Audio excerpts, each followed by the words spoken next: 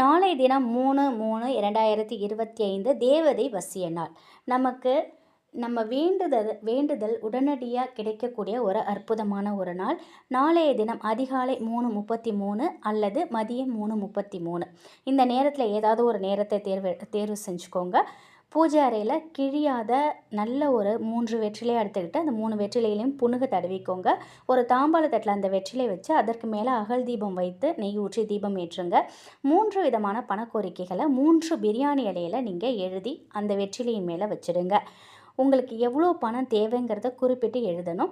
அதுக்கப்புறம் லிங்க முத்திரையை கையில் வச்சுட்டு, இமேஜில் தெரியுது இல்லையா, அந்த லிங்க முத்திரையை கையில் வச்சுட்டு இப்போ சொல்லக்கூடிய இந்த மந்திரத்தை நீங்கள் 333 தடவை நீங்கள் சொல்லணும். இந்த ஓம் ஸ்ரீம் கும் குபேராய நம, ஓம் ஸ்ரீம் கும் குபேராய நம. இதை நான் டிஸ்கிரிப்ஷன்லையும் கொடுக்குறேன், டிஸ்பிளேலையும் கொடுக்குறேன், பார்த்துக்கோங்க. இந்த வழிபாடு இந்த முறையில் சொல்லி நீங்கள் வழிபடுங்க. இந்த குறிப்பிட்ட நேரத்தில் நம்ம செய்யக்கூடிய இந்த வழிபாட்டால் சிவபெருமான், விநாயகர், சந்திரர், குபேரரோட அருள் நமக்கு பரிபூரணமாக கிடைக்கும். இவங்களோட அருளால் நம்ம என்ன பணத்தேவை வேண்டும்னு நம்ம வேண்டுதல் வச்சோமோ நிச்சயமாக அது விரைவிலேயே நமக்கு நடக்கும்.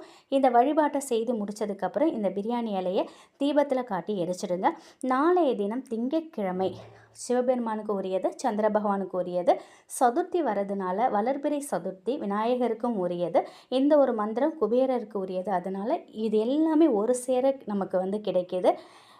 ரொம்ப அரிதாக வரக்கூடிய இந்த தேவதைனால் நம்ம முழுமையாக பயன்படுத்திக்கணும்.